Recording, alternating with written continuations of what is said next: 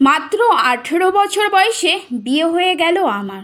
ফুলশয্যার খাটে 32 বছরের স্বামী বলল, দেখো তোমার বাবা গরিব, তাই উদ্ধার করেছি কেবল। মনে আমার অন্য সোহাগ থাকবে, খাবে দাবে শাড়ি গয়না সব পাবে, কিন্তু আমায় চেও না কখনো। বিবাহের নানা নিয়ম কানুনে ক্লান্ত আমার চোখে নেমে এলো ঘুম।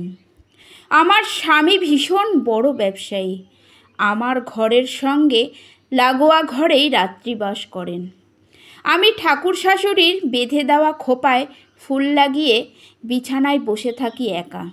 দিন 10 পরে আমি তোমাকে পেলাম হঠাৎ। জানো, আমার ছোট দেওর এসে আমার হাতে গীতবিতান দিয়ে বলল, বৌদি নাও, এ তোমার উপহার।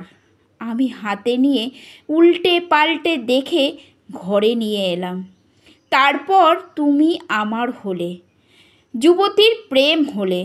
প্রত্যেক বিকেলে দেওর পাঠ করে শোনাতো তোমায়। আমি মুগ্ধ হয়ে শুনতাম। বৈশাখের বৃষ্টি আসতো, আমার সমবয়সী দেওর ওর 2 হাত দিয়ে আড়াল করতো আমায়। তারপর সকালে তোমার গান দিয়ে ধুইয়ে দিত আমার 2 চোখ।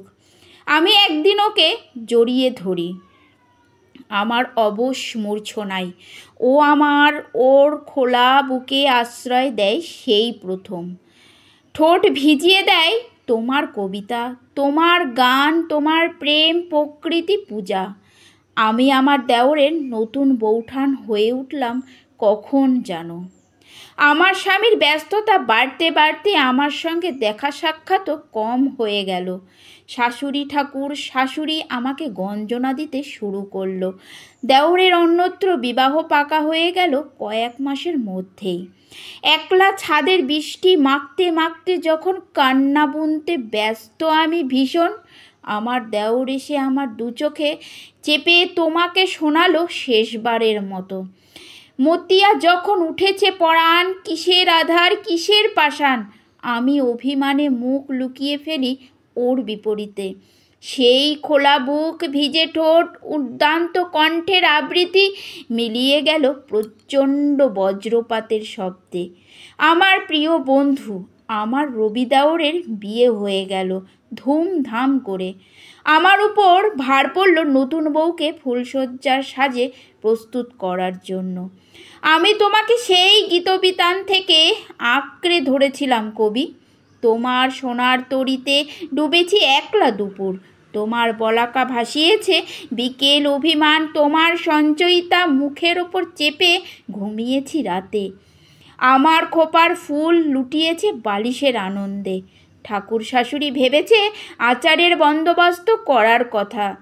আমার দেওর আমার সামনে দিয়ে সুসজ্জিত বউকে নিয়ে গেল ঘরে। হাতে তুলে দেবে গীতবিতান, বুকে পূর্ণ আদর। আমার খোপার চারিদিকে গজিবে উঠবে বিষাদ। আমার ঠোঁটে দেওরের এঁকে দেওয়া রবীন্দ্রনাথ নেমে যাবে ধুলোয়।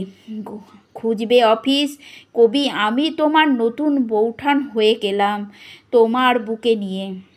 ডাক্তার দেওরের ঘর থেকেই জোগাড় করে রেখেছিলাম ঘুমের ওষুধগুলো। ওদের ফুলশয্যার পরিতৃপ্ত মুখ দেখে তবেই না মৃত্যু সহজ হবে আমার। অপেক্ষা করছি ভোর রাতের। ঝমঝম করে বৃষ্টিতে ভেসে যাচ্ছে জানালার ওপার। হঠাৎ আমার ঘরের লাগোয়া ঘরের দরজা খুলে গেল। আমার ব্যবসায়ী বর বেরিয়ে এসে আমার খাটের কোণে বসল অপরাধীর মুখ নিয়ে।